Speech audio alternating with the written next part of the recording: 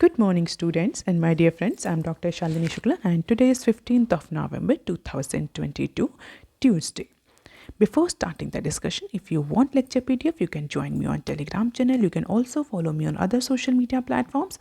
और इसी Telegram channel पर आपको Economic Times, Mints और Business Standard की न्यूज़ हेडलाइंस की एक सेपरेट PDF भी मिल जाएगी. तो स्टार्ट करते हैं आज का discussion. Motivation of the day is do what is right, not what is easy nor what is popular. And these are the Mint news headlines. And in today's Business Standard news discussion, we are going to cover these news articles. So let's start with article number 1 given on page number 1 of Business Standard. और इसके ही साथ हम एक और article cover करेंगे जो कि page number 4 पर दिया हुआ है. दोनों ही आर्टिकल रिलेटेड हैं तो हम एक साथ ही कवर करने की कोशिश करेंगे. तो देख लेते हैं पहला आर्टिकल क्या है.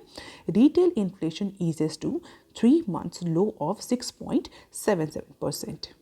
नेशनल स्टैटिस्टिकल ऑफिस ने मंडे को इन्फ्लेशन का डेटा रिलीज़ किया है और उस डेटा के अकॉर्डिंग अक्टूबर मंथ में जो इंडिया की रिटेल इन्फ्लेशन रही है वो अपने पिछले 3 महीनों के लोएस्ट पॉइंट तक पहुंच गया. अप्रॉक्सीमेटली 6.77% CPI रही है अक्टूबर के मंथ में, जो कि सितंबर में अप्रॉक्सीमेटली 7.41% थी. तो CPI हम बोलें जो रिटेल इन्फ्लेशन जो कंटिन्यूसली RBI के लिए एक बहुत बड़ा चैलेंज बनी थी. हालांकि ये प्रेडिक्शन बहुत टाइम से आ रहा था कि अपकमिंग टाइम में जो इन्फ्लेशन है रिटेल इन्फ्लेशन वो अब मॉडरेट करेगी और डेटा भी अब यही इंडिकेट कर रहे हैं. नेशनल स्टैटिस्टिकल ऑफिस ने जो मंडे को डेटा पब्लिश किया है उसके अकॉर्डिंग अक्टूबर के महीने में जो रिटेल इन्फ्लेशन रही वो 6.77% रही, जो कि सितंबर से सिग्निफिकेंटली कम थी. और इसका reason why there is a sudden moderation in retail inflation, तो अगर हम देखें तो सबसे जो इम्पोर्टेंट कमोडिटी है फूड, उसके प्राइसेस जो हैं वो सब्सटेंशियली डिक्लाइन हुए हैं, जिसकी वजह से जो रिटेल इन्फ्लेशन है वो अपने लोएस्ट पॉइंट पर 3 महीनों के लोएस्ट पॉइंट पर पहुंच गई है. और एक्सपर्ट का ये मानना है कि अगर इसी तरीके से प्राइस प्रेशर जो है वो ईज आउट होता रहा तो जो MPC का आने वाला डिसीजन है that will be less hawkish in nature. जो नेक्स्ट मंथ में जो मीटिंग शेड्यूल है MPC की उसमें लेस हॉकिश या लेस मॉनेटरी पॉलिसी और less aggressive monetary policy stance देखने को मिल सकता है अगर इसी तरीके से रिटेल इन्फ्लेशन जो है वो मॉडरेट होती रही, ईज आउट होती रही तो.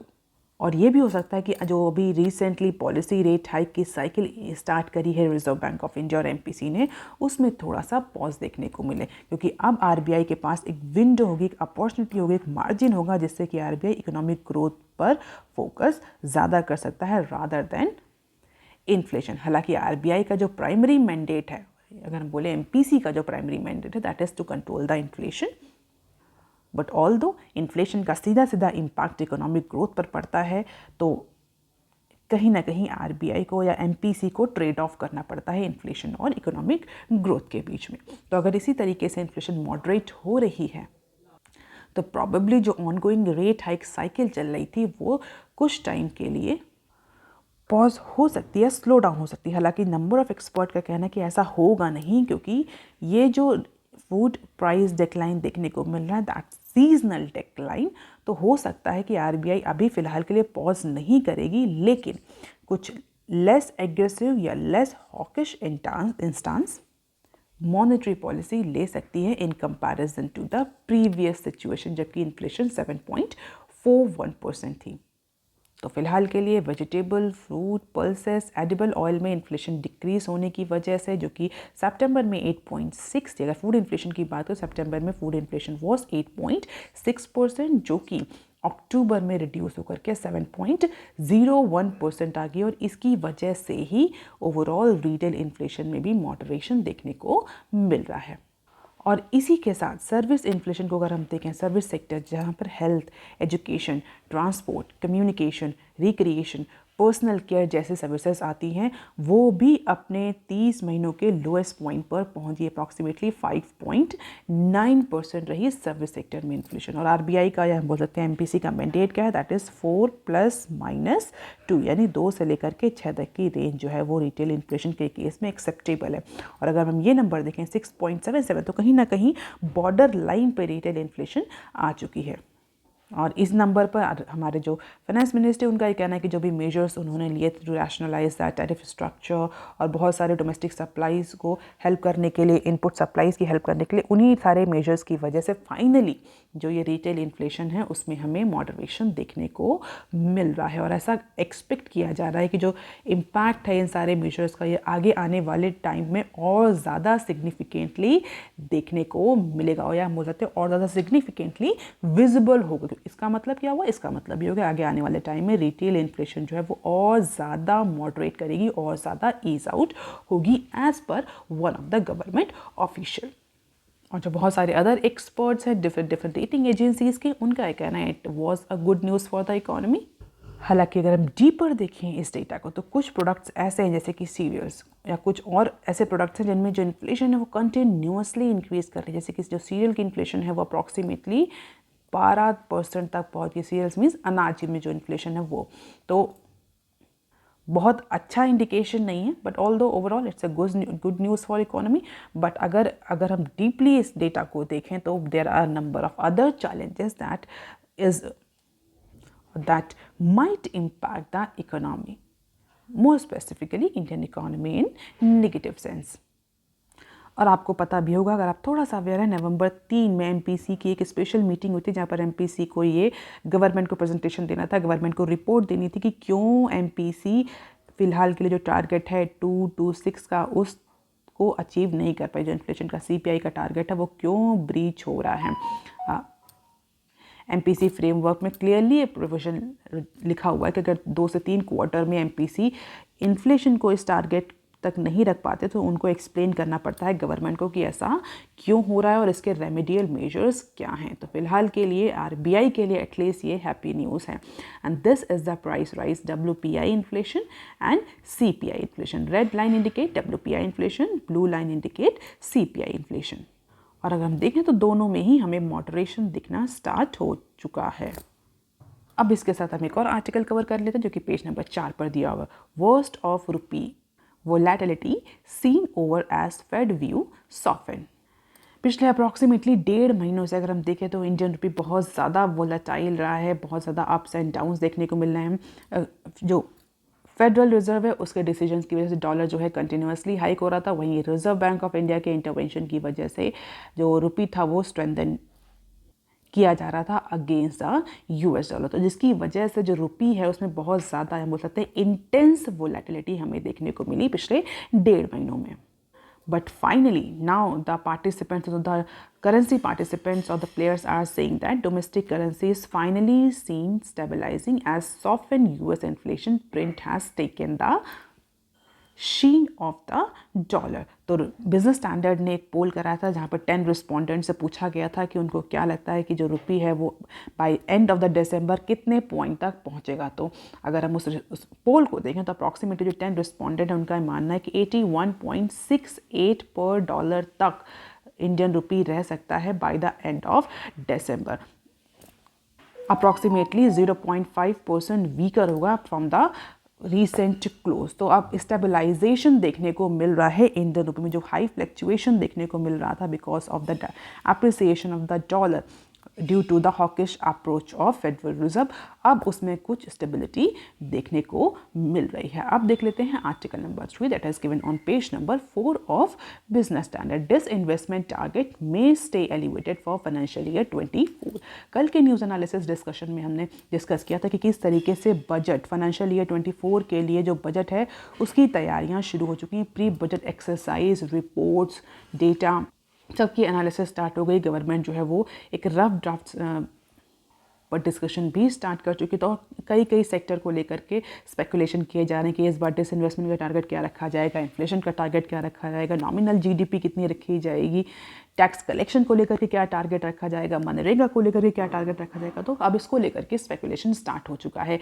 And as per the today's news अगर हम डिसइन्वेस्टमेंट टारगेट को देखें जो कि फाइनेंशियल ईयर 24 के लिए प्लान किया जा रहा है, तो गवर्नमेंट का ये मानना है, ये एंटिसिपेट है, या एंटिसिपेशन है या एक्सपेक्टेशन है कि इस फाइनेंशियल ईयर में यानी फाइनेंशियल ईयर 23 में जो डिसइन्वेस्टमेंट के टारगेट रखे गए थे, जो रखा था गवर्नमेंट ने, वो टारगेट गवर्नमेंट मिस नहीं करेगी। हालांकि स्टार्टिंग में, इस फाइनेंशियल ईयर की स्टार्टिंग में कई सारे एक्सपर्ट्स का ये मानना था कि गवर्नमेंट ने जो डिसइन्वेस्टमेंट का टारगेट रखा है वो बहुत एम्बिशियस है, और जिस तरीके से गवर्नमेंट के प्लान है, स्ट्रैटेजी है, गवर्नमेंट वो टारगेट डिसइन्वेस्टमेंट का नहीं अचीव कर पाएगी। बट फिलहाल के लिए अभी ये फाइनेंशियल ईयर एंड नहीं हुआ है और गवर्नमेंट का ये मानना है कि गवर्नमेंट अपने डिसइन्वेस्टमेंट टारगेट को मिस नहीं करेगी। और इसी को देखते हुए ऐसा कहा जा रहा है कि जो डिसइन्वेस्टमेंट का बजट एस्टिमेट हो नेक्स्ट ईयर के लिए, इन फाइनेंशियल ईयर 24 के लिए जो डिसइन्वेस्टमेंट का टारगेट है, गवर्नमेंट उसे इंक्रीज कर सकती है, ये मानते हुए कि इस साल भी हम अपने डिसइन्वेस्टमेंट का टारगेट अचीव करेंगे। Whether government will achieve that target और not, that is something else, but finally government is expecting कि नहीं, हमारा इस बार का भी टारगेट अचीव होगा, और इसीलिए हम जो नेक्स्ट फाइनेंशियल ईयर में टारगेट रखेंगे वो पिछले इस फाइनेंशियल ईयर के टारगेट से और ज़्यादा होगा। अब बात आती है गवर्नमेंट ये किस ग्राउंड पे कह रही है। अगर गवर्नमेंट ये क्लेम कर रही है, एक्सपेक्ट कर रही है, तो there must be some reason, some major, some numbers जिसके बिहाफ पर गवर्नमेंट ये एंटिसिपेट कर रही है। तो फिलहाल के लिए अगर हम देखें तो एक रेसिडुअल स्टेक सेल होने वाली है हिंदुस्तान जिंक में। HZL की अप्रॉक्सीमेटली 35K करोड़ की जो डील है रेजिडुअल स्टेक की, वो अभी बाकी है, और गवर्नमेंट का ये मानना है कि इस साल गवर्नमेंट इस डील को वाइंड अप कर लेगी, जिसकी वजह से जो डिसइन्वेस्टमेंट टारगेट है वो अचीव हो पाएगा। तो इस साल के लिए तो गवर्नमेंट इस HZL के रेजिडुअल स्टेक को लेकर के बहुत ज़्यादा ऑप्टिमिस्टिक है। नेक्स्ट ईयर को लेकर के गवर्नमेंट के कुछ लार्ज असेट सेल प्रोसीड्स हैं जो पेंडिंग हैं, जो पाइपलाइन में हैं, और गवर्नमेंट ये एंटिसिपेट कर रही है कि नेक्स्ट फाइनेंशियल ईयर 24 में ये जो पाइपलाइन में जो असेट सेल प्रोसीड्स पड़ी हैं ये मैटेरियलाइज हो जाएंगी। इसी वजह से नेक्स्ट ईयर गवर्नमेंट और एम्बिशियस टारगेट सेट करना चाह रही है, किसके लिए, डिसइन्वेस्टमेंट के लिए। हालांकि अगर हम ऑन ग्राउंड एक्चुअल रियलिटी की बात करें तो इस साल गवर्नमेंट ने 65,000 करोड़ का टारगेट रखा था डिसइन्वेस्टमेंट का, जिसमें अभी तक गवर्नमेंट अप्रॉक्सीमेटली 24,000 करोड़ ही मैटेरियलाइज कर पाई है, 54,000 करोड़ का ही डिसइन्वेस्टमेंट कर पाई है। So let us see whether government will be able to achieve this year target और नॉट, और इसके बाद definitely this factor will give the boost for the next year disinvestment target.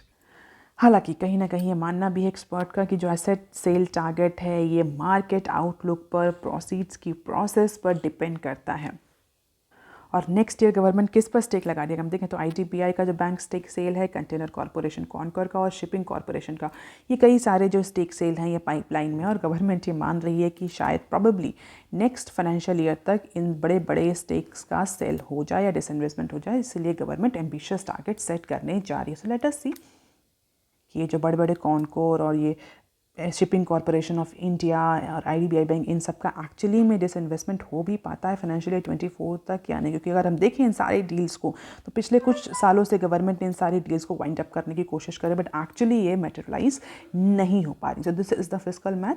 65K crore का डिसइन्वेस्टमेंट टारगेट था इस financial year के लिए, जिसमें अप्रॉक्सीमेटली 24K अब अचीव कर चुकी है, और रिमेनिंग जो है वो HZL के स्टेक से गवर्नमेंट अचीव करने की कोशिश कर रही है। और जो अभी पाइपलाइन में है बड़े बड़े स्टेक से, वो कौन कौन से हैं, ITBI, कॉनकोर और शिपिंग कॉरपोरेशन ऑफ इंडिया, और इसी को लेकर के फाइनेंशियल ईयर 24 के टारगेट सेट किए जा रहे हैं। अब देख लेते हैं article number 4 that is given on page number 8 of business standard. 80% of nations में get 5G by next festive season. India में मेट्रो सिटीज़ में 5G नेटवर्क जो है वो रोल आउट हो चुका है, और जो टेलीकॉम गियर कंपनीज़ हैं, टेलीकम्युनिकेशन कंपनीज़ हैं, वो इस समय 5G रोल आउट को लेकर के बहुत ज़्यादा एक्टिव है, मिशन मोड में है, और ऐसा कहना है कि नेक्स्ट ईयर के फेस्टिव सीजन तक अप्रॉक्सीमेटली 80% जो इंडिया है या 80% जो नेशन है उसमें 5G सर्विसेज आ जाएंगी या 5G सर्विसेज का कवरेज होगा। क्योंकि जो टेलीकॉम गियर कंपनीज हैं वो जिस तरीके से टावर इंस्टॉल कर रही हैं पर ऑपरेटर, उसको देखते हुए कहा जा रहा है कि next festive season is a target. क्योंकि जिस स्पीड में टावर्स इंस्टॉल हो रहे हैं, जिस स्पीड में इक्विपमेंट सेल हो रहे हैं, उसको देखते हुए कहा जा सकता है कि लगभग आप सभी जो मेट्रोज़ हैं, सिटीज़ हैं, टाउन्स हैं, वो कवर हो जाएंगे by the end of next year. इसके अलावा जो चिप शॉर्टेज को लेकर के जो चैलेंज था वो भी ईज आउट होगा नेक्स्ट ईयर तक, जिसकी वजह से और ज़्यादा बूस्ट या और ज़्यादा पिकअप हमें देखने को मिलेगा 5G सर्विसेज के रोल आउट में। अगर हम एक लीडिंग टेलीकॉम वेंडर एग्जीक्यूटिव्स की बात करें तो अप्रॉक्सीमेटली 10K टावर्स जो हैं वो अभी तक इंस्टॉल कर चुके हैं अप्रॉक्सीमेटली 8 से 10 शहरों में, और अगर यही स्पीड है तो definitely it will be easy for India to have the 5G coverage till the end of next year. So this is the strong signal. Firms are coming together, and gear manufacturing companies, telecommunication companies, installation companies, and they all are making it as a ambitious target. अब देख लेते हैं some other news clips. Confidential pre-filing of IPO soon to test the water. So Security and Exchange Board of India फिलहाल के लिए plan कर रहे हैं कि कंपनीज को अलाउ कर दिया जाए। किस चीज़ के अलाउ कर दिया जाए? Confidential pre filing route for their IPOs। IPOs क्या होते हैं? Initial public offering. तो इनिशियल पब्लिक ऑफरिंग के लिए से भी कॉन्फिडेंशियल प्री फाइलिंग रूट को अलाउ करने जा रही है to markets their issue to institutional investors to gauge the demand and arrive at the fair pricing. तो बेसिकली फेयर प्राइसिंग को प्रमोट करने के लिए, कंपनीज को थोड़ा सा लॉस से बचाने के लिए जो कॉन्फिडेंशियल प्री फाइलिंग रूट है इसको अलाउ कर देगी। इससे क्या होगा? Companies full fledge IPO launch करने से पहले कॉन्फिडेंशियल प्री फाइलिंग के थ्रू ये जान पाएंगी कि उनके IPO की मार्केट में क्या डिमांड है, या अगर वो IPO लॉन्च करती हैं किस प्राइस पर वो IPO लॉन्च करें जो कि उनका मैक्सिमम सब्सक्रिप्शन देखने को मिले। And this follow industry feedback to the market regulators seeking more flexibility over information flow. तो अगर ये अलाउ हो जाता है प्री फाइलिंग रूट तो कंपनीज के लिए थोड़ा सा ईज हो जाएगा वाटर को टेस्ट करना, या बोले मार्केट को टेस्ट करना। अब देख लेते हैं nextly biofuels green H2 to power India slow carbon growth. We all know Egypt में COP27 चल रही है, जहां पर इंडिया ने अपना 7 पॉइंट का एजेंडा सबमिट किया है। कैसा एजेंडा, कौन से 7 point? So basically long term लो एमिशन डेवलपमेंट स्ट्रैटेजी, जिसको शॉर्ट फॉर्म में LTLDES भी बोल रहे हैं। अगर आप किसी कॉम्पिटिटिव एग्जाम की तैयारी कर रहे हैं तो इस टर्म का फुल फॉर्म आप देख सकते हैं, लॉन्ग टर्म लो एमिशन डेवलपमेंट स्ट्रैटेजी। तो 7 पॉइंट एजेंडा गवर्नमेंट ने सबमिट किया है फर्स्ट टाइम इस COP में। COP stands for conference of parties, जहां पर इंडियन गवर्नमेंट ने बताया कि किस तरीके से वो अपनी पॉलिसीज़ में लो कार्बन एमिशन को फोकस करेंगे, low carbon electricity, transport system, energy efficiency, urban infrastructure development, low emission industrial system, carbon mitigation technology, enhance forest cover और इकोनॉमिक और फाइनेंशियल आस्पेक्ट, जहाँ पर लो कार्बन डेवलपमेंट पर focus किया जाएगा। ये 7 एजेंडा इंडियन गवर्नमेंट ने प्रेजेंट किए, सबमिट किए हैं, मतलब डिटेल अपनी स्ट्रैटेजी बताइए किस तरीके से इन 7 पॉइंट्स पर काम करते हुए इंडिया जो है वो इकोलॉजिकल डेवलपमेंट और सस्टेनेबल डेवलपमेंट की तरफ काम करेगी। तो energy efficiency, low carbon electricity system, integrated efficient and inclusive low carbon transportation system, emissions, CO2 removal, enhanced forest coverage and climate resilience। ये सारे 7 पॉइंट्स हैं। अगर आप थोड़ा सा डिटेल में जानना चाहते हैं तो इस रिपोर्ट को थोड़ा सा डिटेल में देख सकते हैं, क्योंकि this is one of the very important document जहाँ ने इंडिया ने ग्लोबल फोरम पे ये बताया कि इंडिया की स्ट्रैटेजी क्या होगी कार्बन एमिशन को रिड्यूस करने के लिए, सस्टेनेबिलिटी को प्रमोट करने के लिए, ग्रीन हाउस गैस के एमिशन को रिड्यूस करने के लिए। अब देख लेते हैं next clip. SREI auditor flags fraud deal worth 13K crore।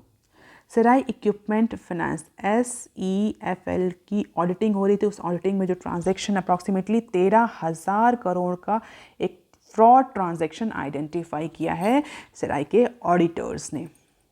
तो फिलहाल के लिए अपने Q3 के जो रिजल्ट्स हैं सितंबर 30 को सेराई इंफ्रास्ट्रक्चर फाइनेंस ने पब्लिश किए हैं, जहां पर एडमिनिस्ट्रेटर ने रिसीव किया है ऑडिटर्स की रिपोर्ट, जहां पर ऑडिटर्स ने फ्लैग किया है कि अप्रॉक्सीमेटली 13,110 करोड़ का एक फ्रॉडुलेंट ट्रांजैक्शन हुआ है under section 66 of insolvency and bankruptcy code. So IBC के तहत सेक्शन 66 में अप्रॉक्सीमेटली के तहत दिस अमाउंट का जो एक फ्रॉड ट्रांजैक्शन आइडेंटिफाई किया है ऑडिटर्स ने, and it included the transaction of approximately ₹1,283 crore determined to be under valued.